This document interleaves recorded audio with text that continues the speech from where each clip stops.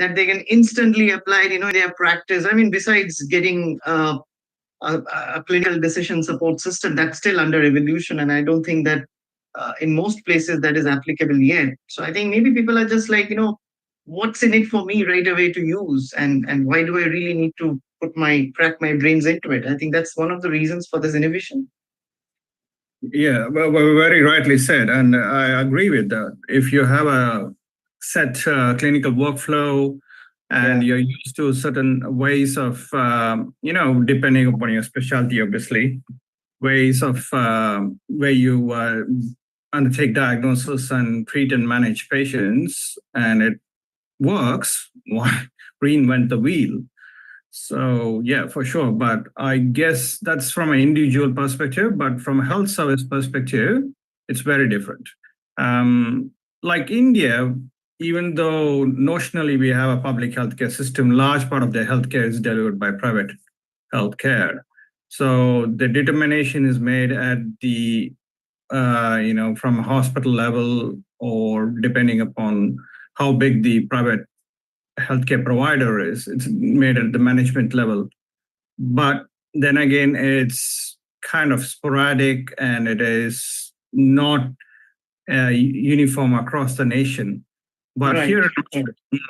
Here in Australia, with our public healthcare system, again, it's a complex system. We're a federal, from a government point of view, we're a federal government. We have the state governments, state and territory governments. And then again, the responsibility of the health service is split between the federal government and the state government, but the state government is pretty much managing the hospitals. And it's not a secret. The state I was in previously, Victoria, now has got a major deficit in their budget. So they're really looking at saving costs, and the target is the hospitals, health services, because they suck in a lot of money. And they'll pretty much directed the health services and the hospitals to look at savings, and the hospitals are stumped. What can they do? So from that point of view, it's inevitable they have to look at cost savings. And I'm of the firm opinion, because I come not only from a medical background, also a public health economics hat on my, background with me. And I understand from that point of view, there is definitely cost savings, cost efficiencies that can be realized with the use of technology and AI. Yeah. So Sandeep, we've got a couple of minutes before we start. So of course, this is going to go live on the MedSynapse platform, and we usually get a varied audience of healthcare professionals from different parts of the Southeast Asia, India, mostly Middle East. So, and of course, we've set the questions, and we can go extempo with our thoughts. Hetvi, do we have Sandeep's introduction with you? So you're going to be introducing him. This meeting is being recorded. Yes. And in the beginning, there's just like, I think Hetvi is going to play introduction music. It's going to be about a 30-second introduction, and then we go live. So that's pretty simple how it is. We go live in a minute. We go live in a minute. Yeah, we go live in a minute, but you play the introductory music first. Yes. And then we start talking. So we'll be mute in that. Whenever you want to start, you just let us know. Sure. And it's just a discussion. It's just a chat we'll have. So we're glad we've been doing this for about almost about a year now. I think we're in the 22nd episode, and 2 more episodes to make it a year, because we do twice a month, Sandeep. And the whole idea which we started is kind of giving a basic literacy to our healthcare provider friends. So every time we keep taking up different topics, and this time I thought evaluation of the model is important. All right, I guess we are ready to start. Hetvi, all yours.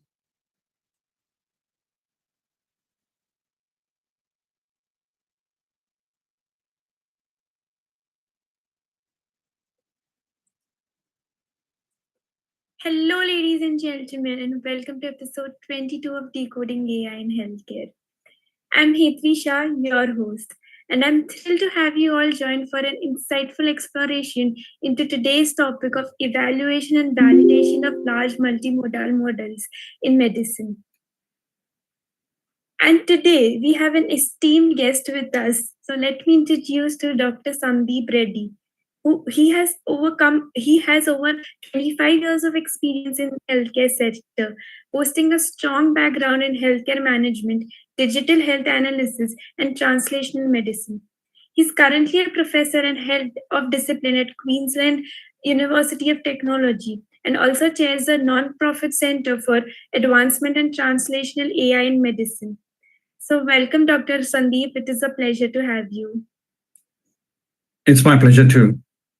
And next, we have Dr. Amit Kumar De, a visionary in medical innovation and AI entrepreneurship, bridging the gap between technology and healthcare. Dr. Amit's expertise will provide us with deep insights into the critical data elements necessary for AI success in healthcare. So, welcome, Dr. Amit. Thank you very much, Hetvi. A warm welcome to one and all to the 22nd episode of our Med AI podcast, Decoding AI in Healthcare. And I'm really happy to host dear friend Dr. Sandeep Reddy from Australia with us. And Sandeep has been working very closely in spreading AI literacy in his country and across other parts of the globe. And he has also been working strongly on establishing certain kinds of a framework by which we can evaluate and we can validate the generative AI large language model. So, dear friends, we've come a long way in our podcast with various topics, and we now have a reach of over 60 countries with this podcast. And we get a diverse population of healthcare providers joining us live every time. And then, of course, you get to see the replay and the recast on YouTube and the MedSynapse platform as well. So today, over the next 1 hour, dear friends, we're going to talk about large language models. And the biggest question that comes to our mind when we are using a general purpose LLM or a generative AI model is it valid? Is it evaluated? And is it right for the use in medicine and healthcare? So the key question to ask is, how do we evaluate and validate these models? Well, at one point, you have the technical evaluation and the technical validation, which forms one wing. And the other end, we also have the clinical validation. So, how can we have a mix of both? And who would be the person that states doing that? These are some of the questions that we will try to answer today. So, welcome, Sandeep, to the Med AI podcast. It's great to have you. It's a pleasure, Amit. So, Sandeep, I'll start with the first idea from you so that our audience and our viewers get a clear understanding that we've been working on with artificial intelligence for many years now. It's not new. And we had the traditional AI models, the machine learnings, the deep learning algorithms. But then again, there has been the evolution of generative AI, and that has largely come with natural language processing and with these huge foundation data set driven large language models. So, in the context of healthcare applications, how are these traditional AI models different from the generative AI models and large language models that we are dealing with at present? That's a very interesting question, Amit. If you look at the evolution of AI, as you rightly stated, it's been around for a while. And even in medicine, we have a long-standing history of use of AI. But if you go back decades ago, we commenced use of AI in medicine with the use of expert systems. And expert systems were those which had explicit rule-based algorithms. And they were very good when you focused on small data, but when you looked at complex data and a huge amount of data, these expert systems weren't very useful. And then there was emergence of neural networks or deep learning based models. And they were very good in being able to analyze huge amount of complex data. But then we had the issue with those deep learning models as the lack of explainability, which we'll talk further into the podcast. But to address your question about what's the difference between the newer models that have come and fall under the guise or the umbrella of generative AI and the previous models, is that I would call them as discriminative AI. And what they would do is basically they were very good in categorizing and classifying data based on patterns or based on being able to predict. In medicine, it would be being able to predict a differential diagnosis. So they were not generating new data. They basically were analyzing or inferring any solutions out of existing data. What has happened is with the rise of generative AI still utilizes existing data for its training, but the difference is it actually synthesizes or generates new data. That's the key difference. And that's the novelty part of generative AI. And large language model falls under that generative AI classification.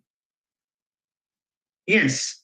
So now, when we are looking to use generative AI, something that generates synthetic data over and beyond the discriminative, the extraction part that it was already doing, and we are looking to apply that in healthcare to give us clinical guidance, to give us certain predictive analytics, we really need to set up a framework by which these models can actually be evaluated and validated, and there would come the answer or the question of explainability. Because we understand this very well that without explainability, it is very difficult to use an AI model in the domain of healthcare.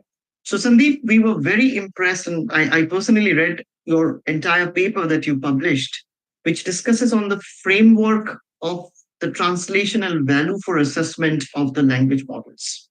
So, could you tell us about this paper? Could you tell us about the key components of this framework that you highlighted about, and how do you really feel that an LLM should be evaluated in the context of healthcare? So the rationale or the reason why I developed that paper was that there's a lot of natural language processing based metrics or large language model based technical metrics looking for consistency, looking for the relevance, looking for the accuracy. And nowadays we are using benchmarks or assessment metrics like massive multi-language understanding, MLUs, and in the healthcare context, GP questions and answering. And then there is math frameworks. In the past, we use Rogue, Blue, and so forth. So there's evolution of technical metrics as the large language models get more complex and get closer to the reasoning capabilities of human beings. You obviously have evolution of technical metrics. But that's completely fine to assess the technical metrics. But if you look at the healthcare context, there's much more to what we do with AI in the healthcare, and the implications are much more serious. So from that point of view, I felt like we really need to, from a healthcare point of view or a medical point of view, have additional assessment frameworks. This is not so much to hinder the progress of AI, is to ensure that whatever AI models we use, large language models, or now with the ability of AI to do multimodal analysis, multimodal AI, that we ensure they are safe and of a high quality and have real clinical improvements coming out of it. So from that point of view, I propose this framework. So it's like an onion with layers. So internally in the core, you have the technical metrics, the NLP metrics, which we talked about. And then outer layer or the middle layer, we have the translational aspects where we assess the utility, capability, and the adoption of AI, mainly looking at the internal validation, external validation, but also looking at how what are the clinical implications of that particular model, but also looking at the explainability and all of those things. And then there is the outer layer, which often gets ignored, is what are the ethical ramifications? What are the ethical implications of the use of this AI? And if people dismiss that, you think about the possibilities of AI introducing discrimination, having biases, and lack of explainability, as you rightly talked about. It was very important in healthcare, but also looking at the medical legal ramifications of use of AI. And when things go all right, who becomes responsible? So basically, from that point of view, it's a comprehensive framework. And what it does in healthcare is ensures that when you start to use AI models, whether it's large language models or multimodal AI or large vision models, that they are safe and they do have a clinical relevance when you use it in healthcare. Yeah, very right. And I think that there has to be layers of explainability, not just one layer. There has to be layers of explainability when we are evaluating and validating. Now, since 2022, since the launch of OpenAI and ChatGPT, I think there has been uh, a huge use case of using GPTs, the Geminis, the Llamas, whatever has come in healthcare. But deep inside, Sandeep, we know that these are general purpose large language models, and we are still lacking a proper, structured, standardized medical LLM that can be used for a larger purpose. I mean, MedPalm has developed, but still not for a large scale use to most parts of the world. And of course, there is MedLama things. A lot of things are probably evolving, and maybe on the Hugging Face leaderboard, we would find newer language models coming up every day. But having said that, the larger use cases are usually with these general purpose language models, and people are using it in healthcare, thick and thin. So, from your perspective, where you're setting up a framework of evaluating and validating a language model, how do you see these general purpose LLMs being used?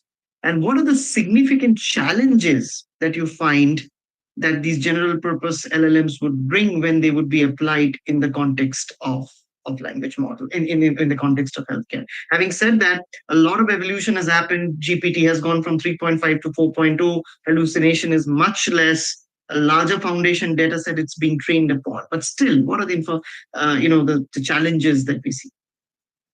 Yeah, I really get annoyed when people assess general purpose map models in papers and say, look, this falls short of what we expect in medical context.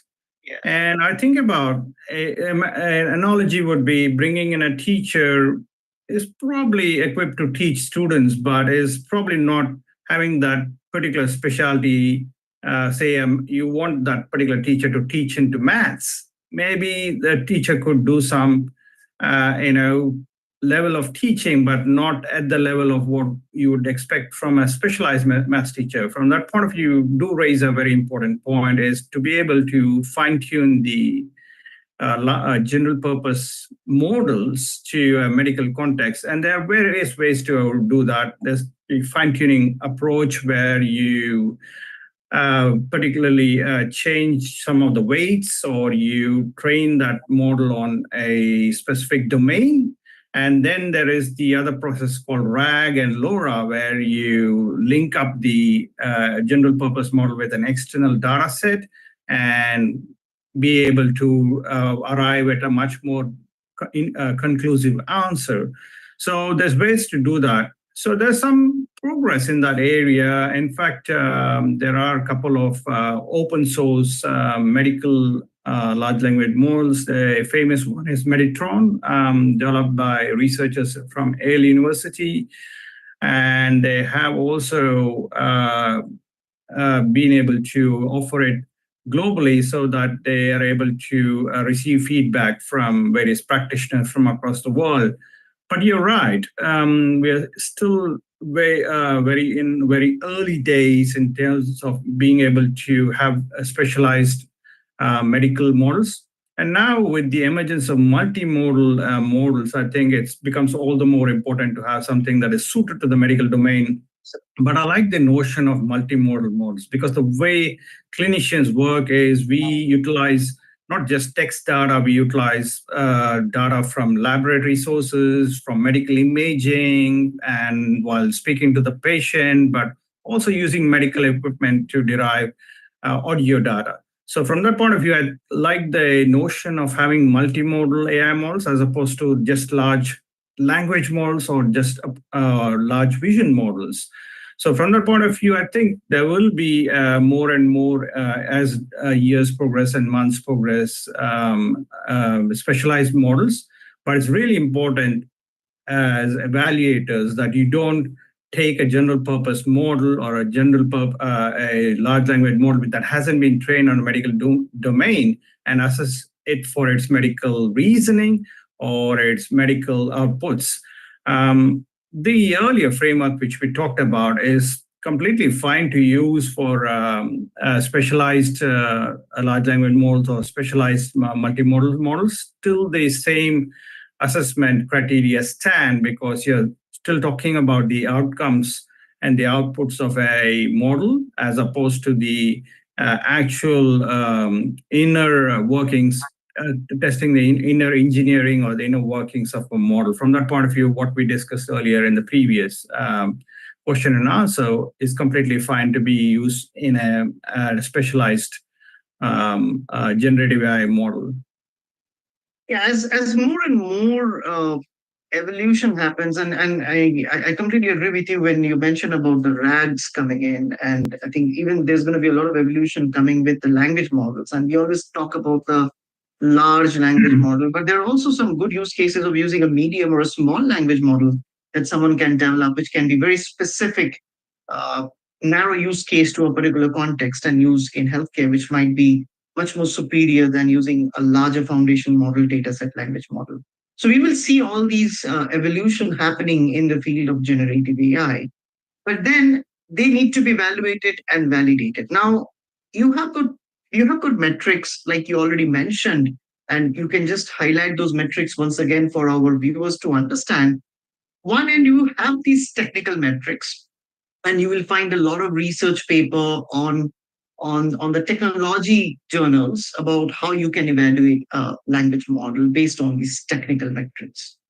But what about clinical metrics? What about having the right clinical framework and the right clinical validation of these language models as and how these develop? So what are your thoughts on that? The technical metrics versus the clinical metrics.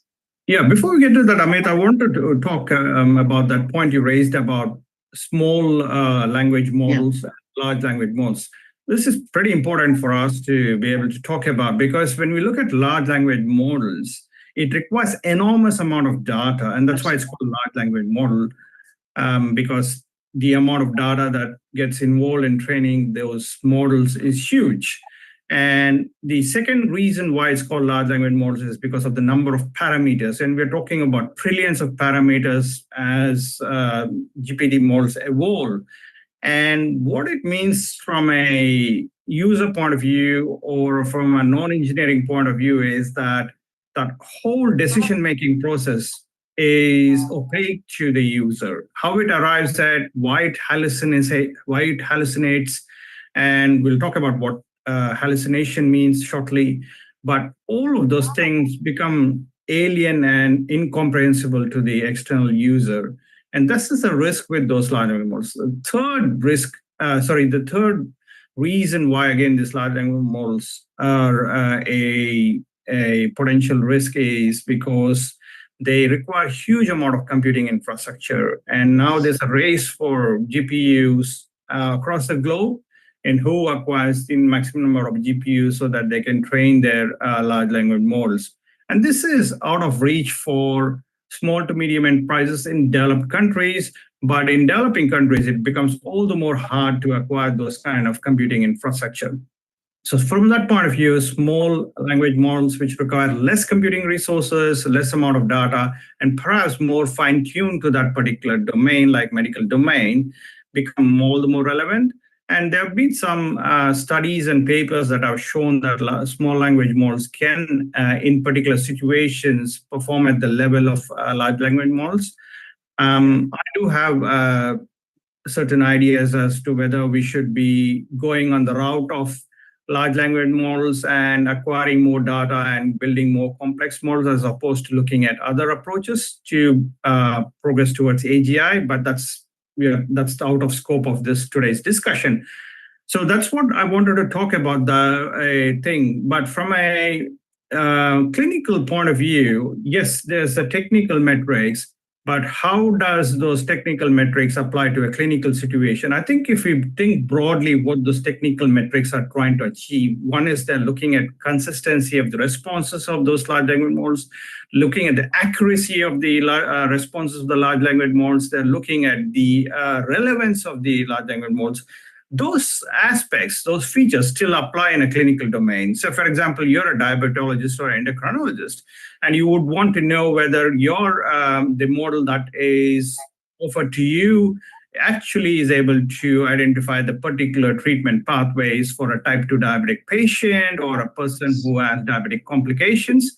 So from that point of view, the relevance of the answers, whether it's giving you the right medication or the right therapeutic pathways, whether it is identifying the particular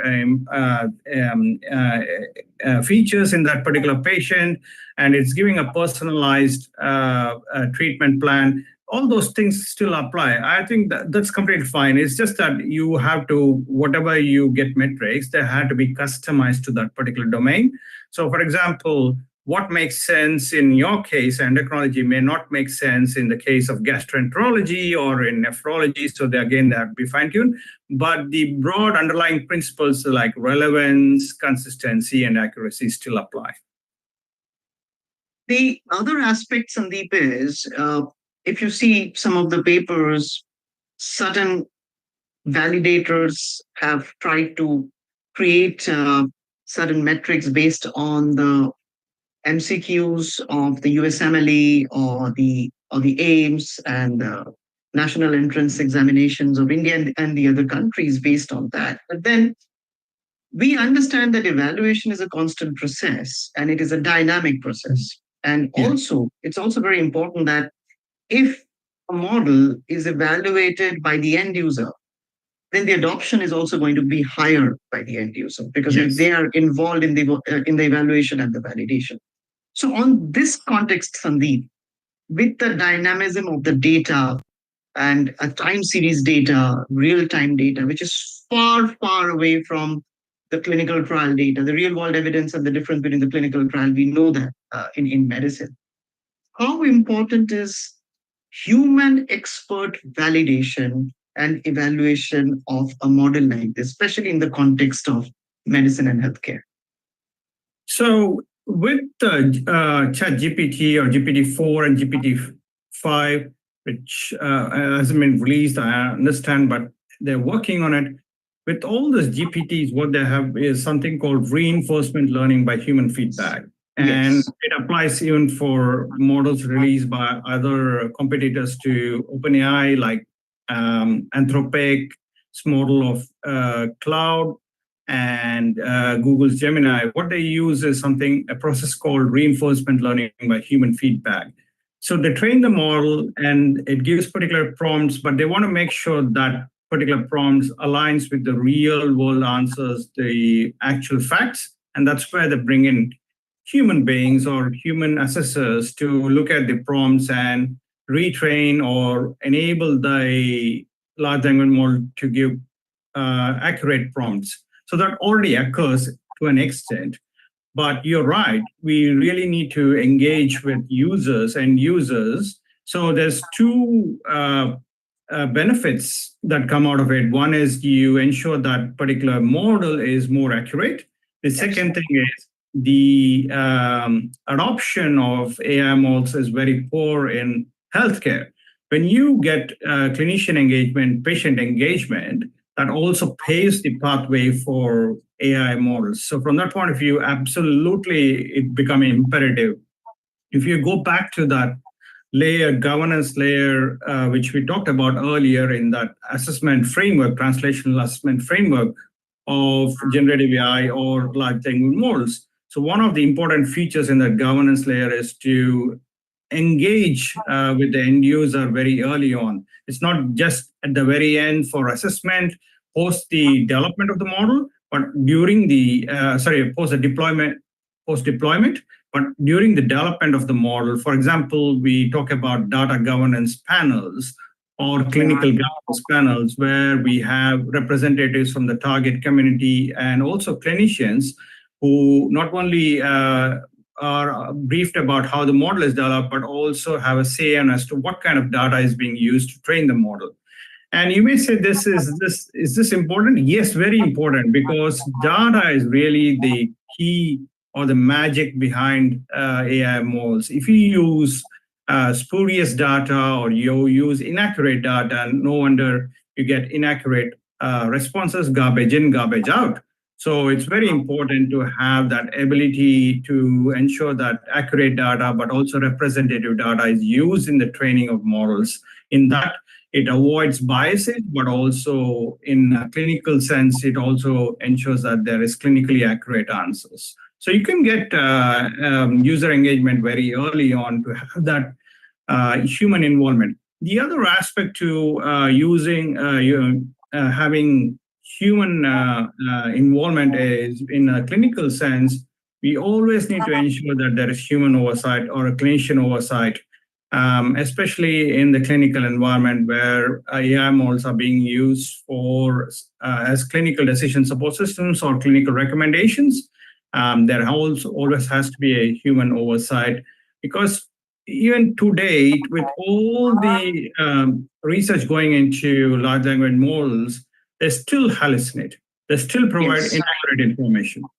And this is a major risk in the clinical environment, because it could lead to misinformation, but potentially could lead to risky situations where it could lead to adverse events and even fatalities. So we have to be very careful in relying totally on AI models. And that's where the human oversight or human in the loop, it becomes very important. So from that point of view, you should have human engagement, not just at the end, at the assessment level and post-deployment level, but very early on. But when the model gets deployed in a clinical environment, there is always a level of human oversight that happens. I think that kind of just relates to what we do in other aspects of medical science, the real world evidence and the studies that we do. And I think that is actually a need of the hour, especially for our friends who are trying to develop a language model, fine tune it, add the layer of reinforcement learning. And before it's deployed into the right use case with the right certification, I think there has to be a layer of human evaluation and human validation coming in. But I would still say we are still short of establishing a standardization to this.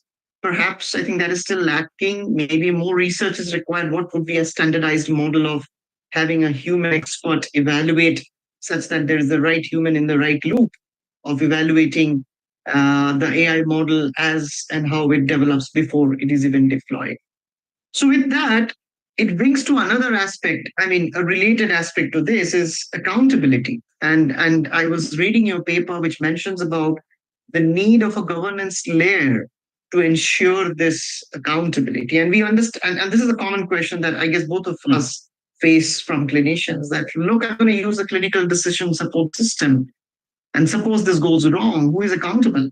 Am I accountable for it? Is the system accountable for it? Is the AI accountable for it? Is the maker of the AI accountable for it? Who is responsible for the wrong decision given by the AI language model? So in this context, with all the limitations that we see coming out of a large language model's application in healthcare in terms of its biases, transparency, privacy effect, data security, how can this accountability segment be ensured along with the evaluation and the validation process, especially with the human in the loop? Yeah, so accountability is a sort of broad term, but I suppose here we are specifically talking about the medical legal aspects. Yes. When things go awry or their liability arises. So this is pretty important in terms of AI adoption. If you don't have a proper medical legal framework or accountability framework, if you so will, it becomes a major challenge for clinicians to utilize AI, because if something would go wrong and if they were to be held accountable, and we already talked about how these models have hidden opaque layers and have billions of parameters, trillions of parameters, and they hallucinate. So there is a significant chance of things going wrong. Even as days progress and AI models evolve and become much more reliable, there's still a possibility of things going wrong. So at that point of time, a clinician has to be confident that with all the efforts they put from a clinical point of view and they've used the best judgment, that they shouldn't be held responsible for something that the AI model has provided as misinformation or has led to a particular adverse event. So I think from that point of view, it is a imperative on health services, policymakers, governments, and legal authorities to be able to establish an accountability framework, a medical legal framework. But we do already have precedents. In medicine, what we call is vicarious responsibility. Vicarious responsibility. Yes, we have that. But also when we utilize medical devices and other kind of medical software, we do have some sort of medical legal framework already existent in hospitals. Depending on healthcare system, there is nuances to it. But generally, there is some sort of medical legal framework where it says that if things were to go wrong, depending upon what the situation is, it could be the manufacturer or the vendor, or it could be the hospital. But I think it's really it depends upon the situation, and if there is a human-led error, rather than going on the route of blaming and finding trying to point out fingers at somebody, there has to be an open transparent process. But in our paper, we suggested a particular novel framework or a novel setup where there is an ability for the hospital to have a compensation pool or a liability claim process where the blame is not pointed on a particular individual. Because if you want to point out the blame on the vendors, then the vendors become very cagey and become they would not try to innovate or want to develop AI products. So you can't unfairly blame the vendor every time things go wrong. What if the vendors or the product itself was not an issue? It was a human-induced error. So would you want to still blame the vendor or the developer? So we wanted to avoid that. Neither did we want to place the blame on the hospital, because then if that's the case, if every time things go wrong, the hospital or health service becomes responsible, then any hospital or health service would be very, very reluctant to adopt AI models. And then if you want to blame the physician or the clinician who's using the AI, then obviously they wouldn't want to use it. So we didn't want that situation to arise. So to avoid all that, we talk about this compensation pool or a process where obviously there is that open, transparent process in trying to find where the issue was and to avoid future emergence or future recurrence of that particular issue. But also if the patient had to be compensated, that compensation pool could cover that. I think this is an evolving field. A lot of legal minds who are better placed to be able to devise this framework are working on that. But our paper, which the government's paper, when we released, there was nothing of this sort of progress in this area. There was very, very, the discussion was very infantile and was really very early days. So from that point of view, it was pioneering of our paper to discuss this approach. But I think it's really important to be able to have something that is ready to go, even if it's not perfect, something that is available right now, because a lot of health services are seeking to adopt AI models, but they're not sure what they could do with it. They could go with what is already existent in terms of medical software. But remember, we're talking about AI, which has a possibility in, if not right now, in maybe a couple of years from now, achieving that level of cognitive reasoning and perhaps even sentience as many years progress. It's very different from what you're dealing with other kind of passive technologies that are prevalent today.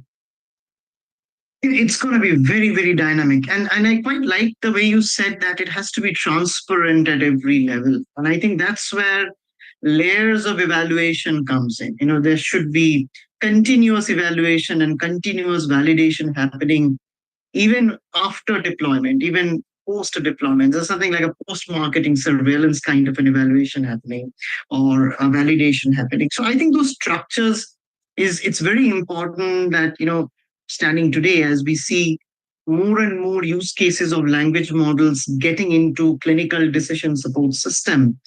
I think these structures need to be set down. And it's also important that there has to be a good amount of adequate voicing from the medical fraternity in how these structures should be set down, and how these evaluation and validations must happen. So it's quite an interesting points that come out from the paper that you mentioned.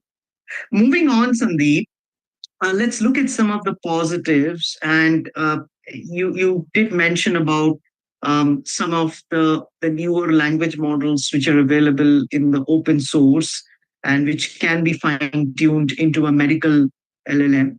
So could you give us an idea, having a vivid experience of researching on this, could you give us an idea of some of the success stories where you could see a right use case of an LLM being evolved with evaluation and validation and then implemented successfully into a clinical decision support system? I think it's early days to actually outline examples where large language models have been successfully integrated into clinical workflows. People are still trying to work out the use case scenarios of large language models, but also how they can integrate into existing electronic health records, so to speak, or even act as shadow IT or second screens on their desktops. So there's a lot of work to be done, but we do know existing electronic health records have already integrated large language models into their setup so that it provides chart summarization, but also discharge notes and so forth. And as I mentioned before we started recording, we talked about how here in Australia, in the state where we live in, they've advertised for a external provider to help with medical coding using AI. I think that's a brilliant scenario where AI can be useful because that's a process which is routine and which is lesser risk compared to a clinical scenario, but requires a lot of effort. So from that point of view, it's an evolving space. It's very organic. But the possibilities are immense from that point of view.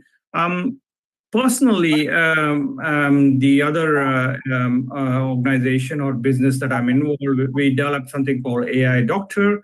What it does is basically, if not completely replacing what a primary care physician does in terms of triaging and screening, does pretty much all of those things what you would expect at a very basic level, like conversing with the patient, transcribing the conversation, then being able to extract key points from that and creating a medical note, and even a referral letter if that is required, but also extracting CPT codes in the US, but here in Australia, necessary Medicare reimbursement codes, and so forth from that notes.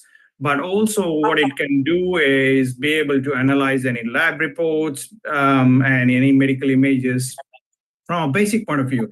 So it's not a software that can replace any primary care physician, but what I feel the possibility of using that in a setting where there is no health service or no healthcare provider, we are aware of that, having trained in remote and rural locations in India, that in certain locations, we don't have any clinicians there. So from that point of view, even something like this, which could do an element of triaging and referral becomes useful. We have developed that, and that we use a large language model. The other scenario where we use a large language model is that business. We developed a training system for doctors in patient communication, especially in tricky situations like palliative care and those kind of end-of-life situations where doctors are generally not very trained in the medical school about how to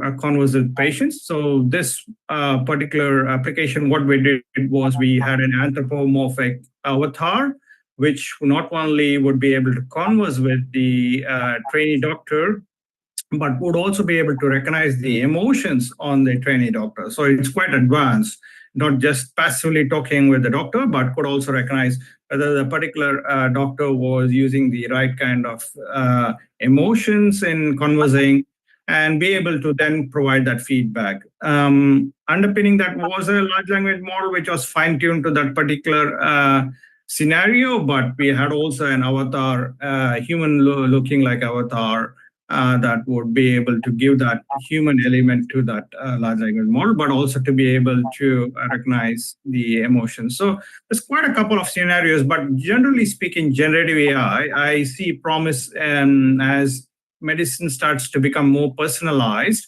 and Yes. utilize genomic data and those kind of specific personal health related data of that particular patient, being able to use this generative AI or multimodal AI to offer that personalized treatment medicine. You could say that couldn't we do that already? But yes, if you think of large volumes of patient and the amount of information that has to be processed and our limited capacity from a human brain point of view, I think the multimodal AI, generative AI offers if not a better feature, a viable option to consider. Also, generative AI has been used to create synthetic data, which is really important in medical AI, because we know that even though we have huge amount of data that is available in medicine and in healthcare, a large part of the data is either is not being able to utilize because health services do not want to offer that for training AI because of privacy reasons and whatnot all. But also a large part of the data is unusable from a training point of view. So there are various reasons why we can't use the data. From that point of view, being able to use the synthetic data to train medical AI models also becomes important. So generative AI can do that. We already talked about chart summarization, discharge summaries, extraction of medical codes. So the other aspect that I do as an academic is I use AI to be able to summarize information from papers. I have to go through about nearly 50, 60 papers every week that relate to AI in healthcare. Humanly, to be able to go through all the papers within a week, considering my other commitments, would be really impossible. So from that point of view, using AI to be able to extract information and summarize that information, but direct me to a particular paper that can be novel and useful for my research. It's also another thing that we are using in generative AI. So the possibilities are really growing, and as to how we can use generative AI. Yeah. Yeah, I guess sky's the limit for using generative AI. And we all understand the potential. And with that, we also understand the possibilities and the limitations and the harm that it can bring. And we all believe that in the medicine, the first rule is do no harm. So we have to ensure that this potential tool that we are going to be using as an adjunct part of augmented intelligence, as we call it, must be evaluated properly and validated. Let me add another context to this. We all understand that when we talk about evaluation and validation, Sandeep, we mostly talk about evaluating and validating the output. But what about the input, the data set on which the model needs to be trained? The diversity of the medical data, different parts of the world would have a different diverse set of data. But as of now, most of the medical LLMs that you see, which are available on open source, are being trained on a siloed set of data. So that is still a limitation factor mostly, or it's usually a fine tuning of a larger foundation model of a general purpose LLM. So how important it is to not just validate and evaluate the output, but also to evaluate the data set which is being put in to actually train these transformer models and foundation models. What are your thoughts on that? You raise a very important point. So people who are outside to the AI practitioner community or who are not aware of the process that goes behind training and developing AI models or machine learning models do not understand the importance of data or the data curation or data pre-processing.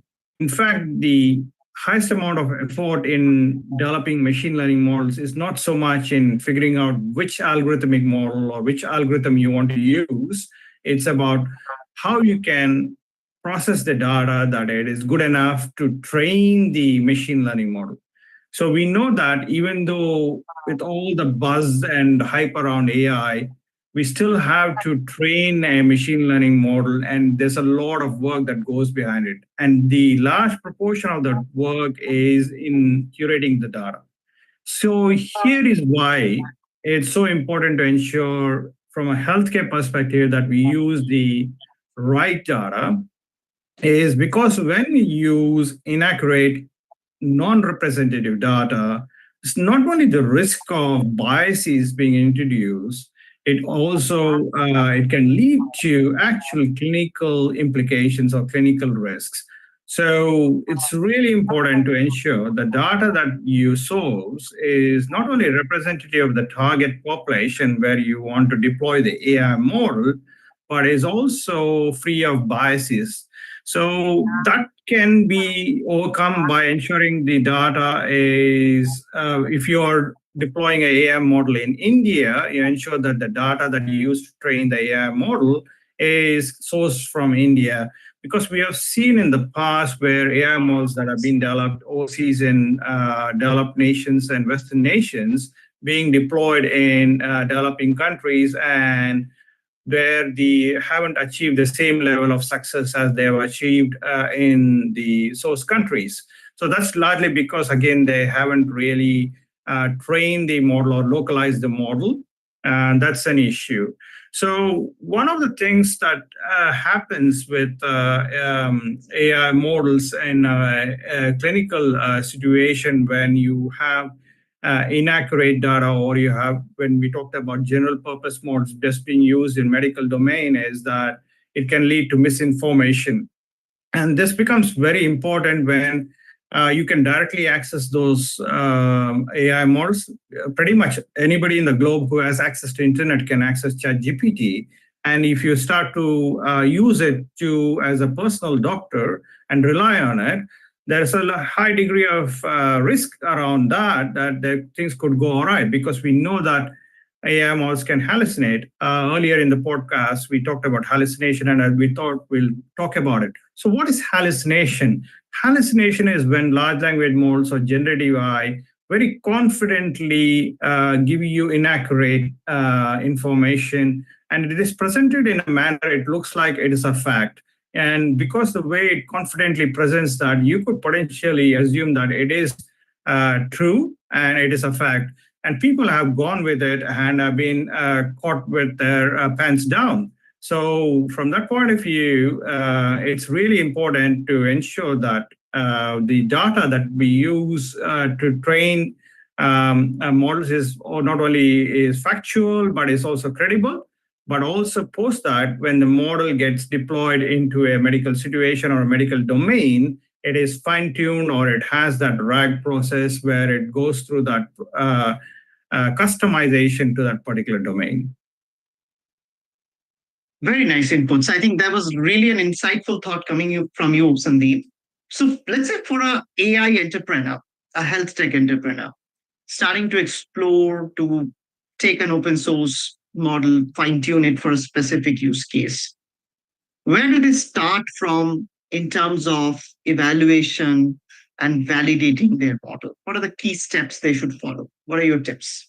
Yeah, so I'm speaking generally from a machine learning point of view, and there are obviously nuances and particular processes that are involved with generative AI. So just let's look at a machine learning point of view. So as I mentioned earlier, the very important part of that machine learning model development is data. Ensure that the data that you acquire is representative of that particular domain. Say, for example, you are developing a diabetes detection model or or a model that is used to recommend particular modalities of treatment for diabetes type 2, ensure that you get necessary data that can help with that, rather than source general data and try to figure out something with the model.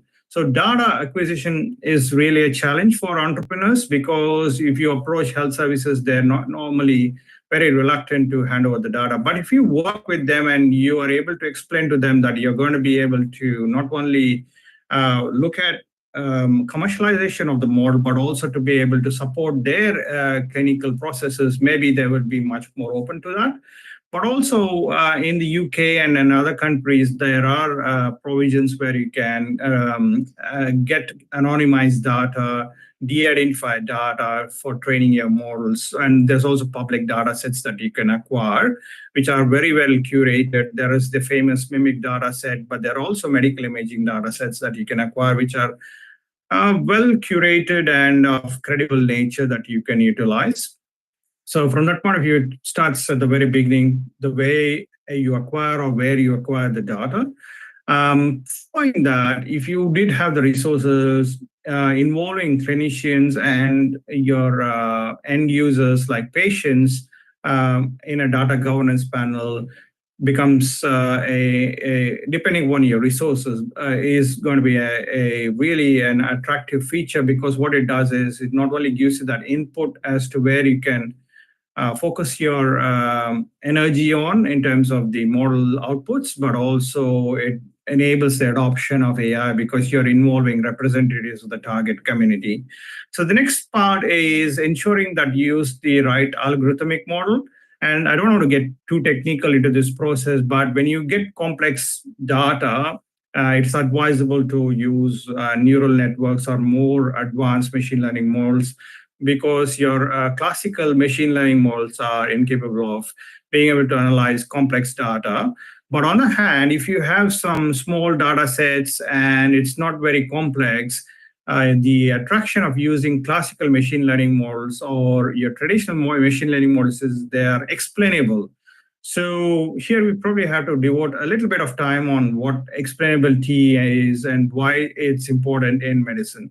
So we know that as clinical practitioners, when we approach a particular medical situation, that we use causal reasoning, we use our medical training, we also refer to resources.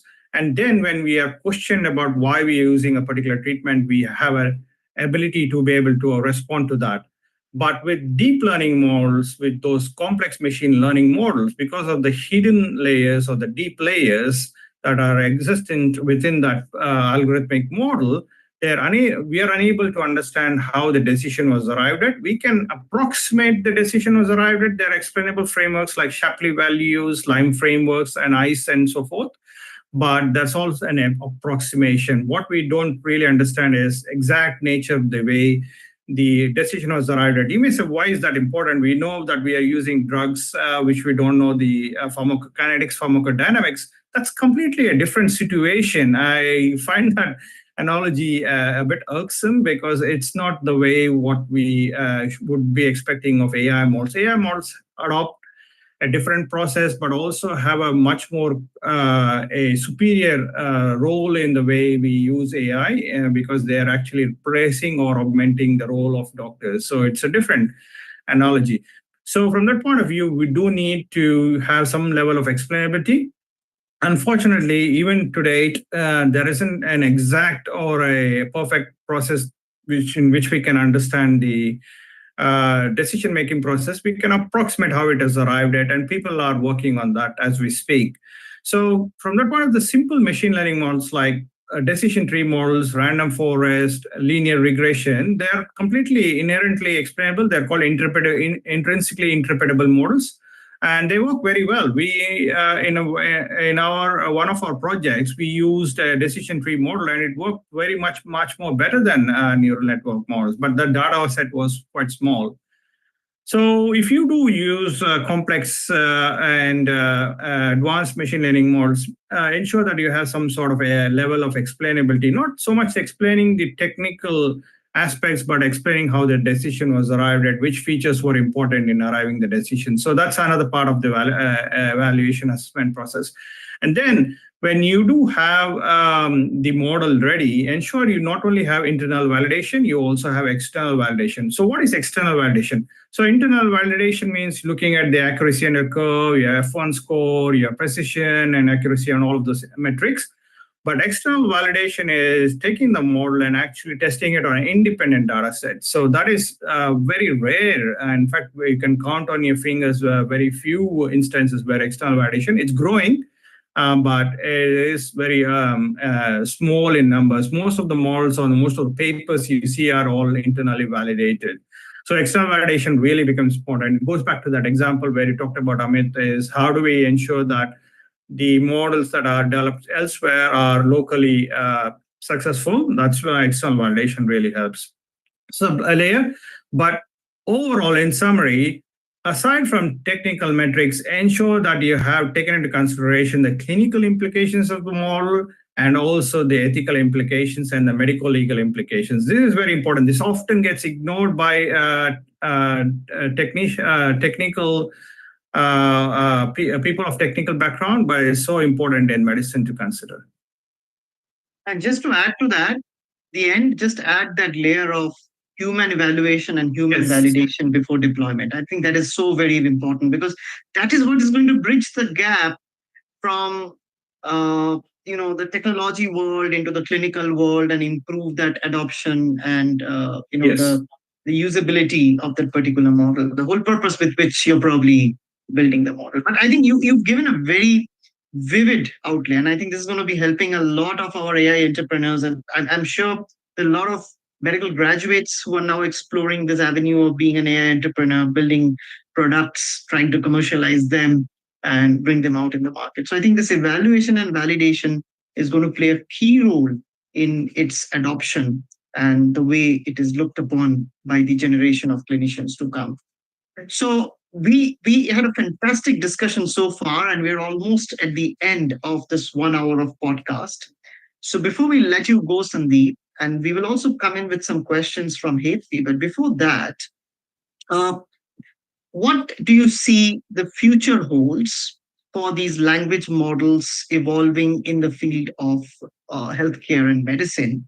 And do you really see some newer metrics coming up that can be specifically used to test, validate the medical use case language models?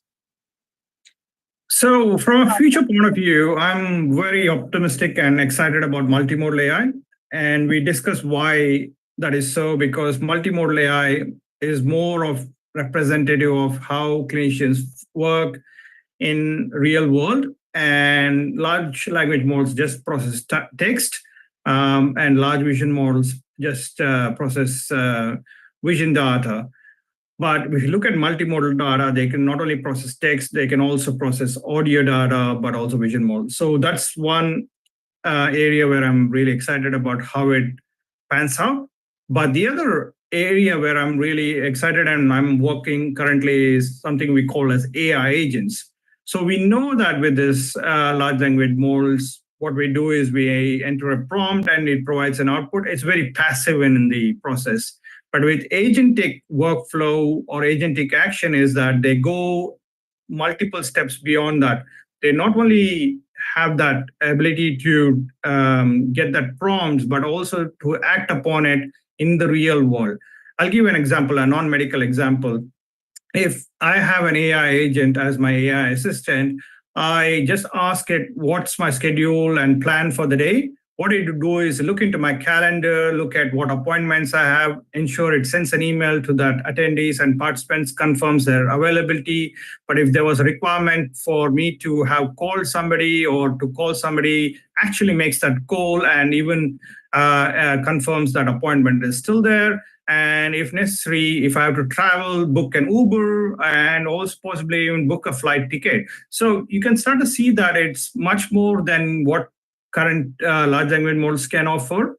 And I think that if you extrapolate that to the medical domain, you can start to see an ability of a doctor to use an agent, maybe not completely replace their functions, but to take away their administrative work. If they had to schedule a appointment with their patients, or a patient had to schedule an appointment with them, it's able to take a charge of that administrative functions and give more time for the clinician to be able to focus on the clinical tasks. So those areas I'm really, really excited and interested about you.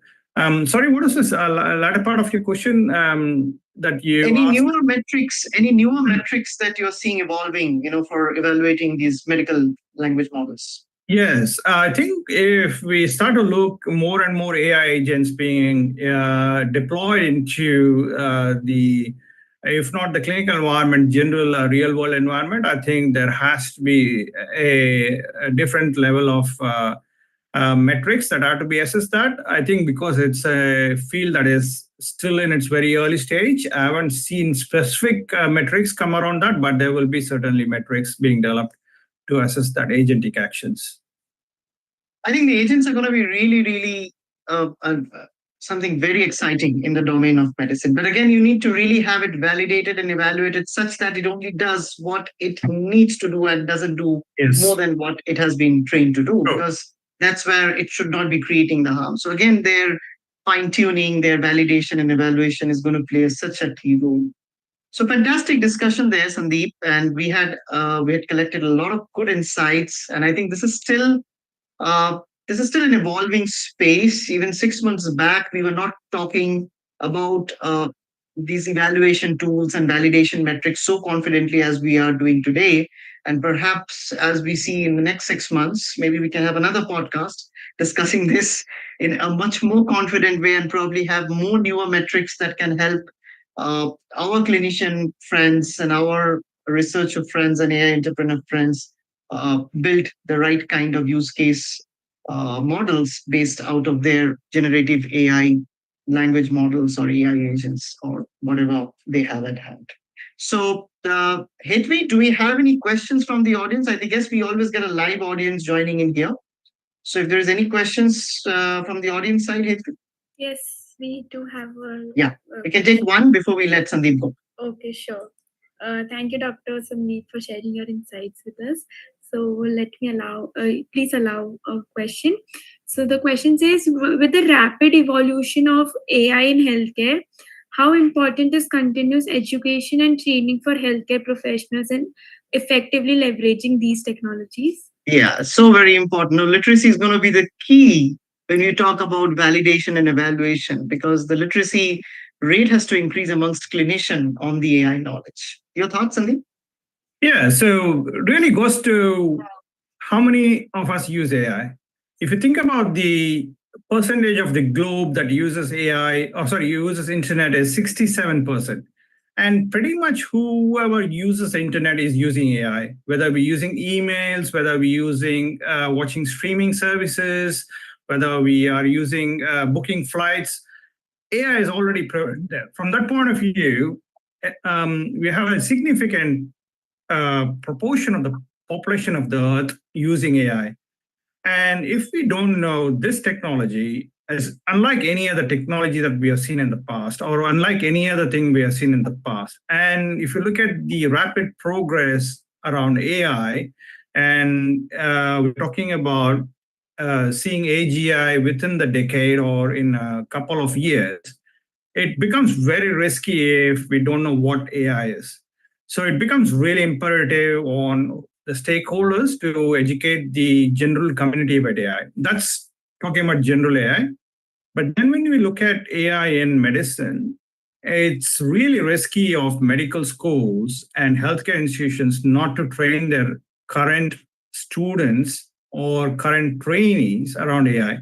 Why is that so? Because when these medical students graduate, or these healthcare professionals go into real world clinical practice, they're going to be surrounded by AI enabled technology.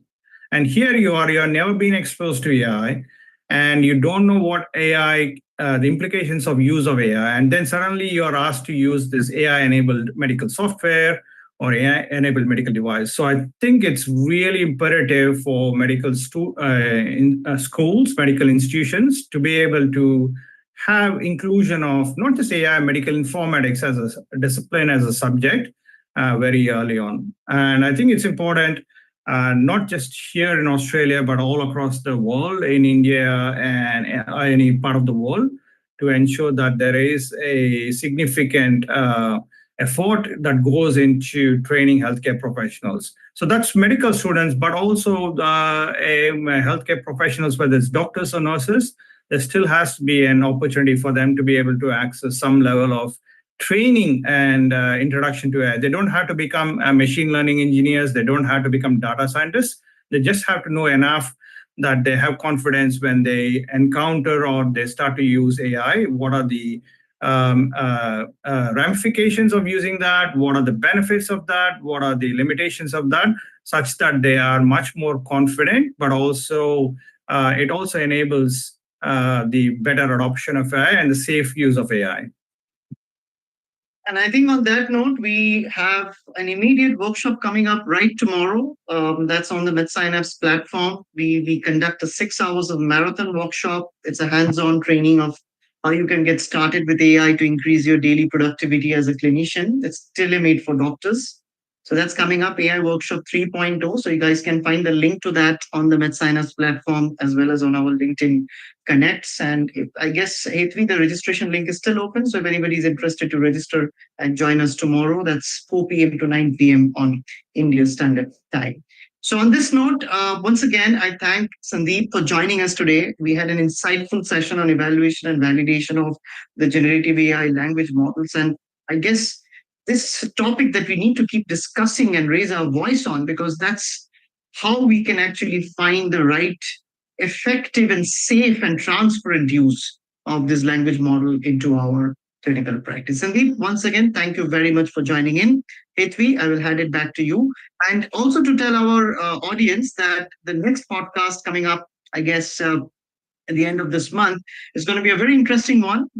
My co-host Deepu Patel is going to be hosting that with a very young guest who is very enthusiastic about building AI models for the healthcare community. So stay tuned and stay updated. Over to you, Hetvi.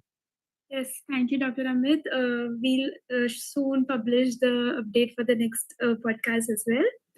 And as of today, as we conclude today's episode, I want to extend my heartfelt thanks to our distinguished speakers, Dr. Sandeep Reddy and our host, Dr. Amit.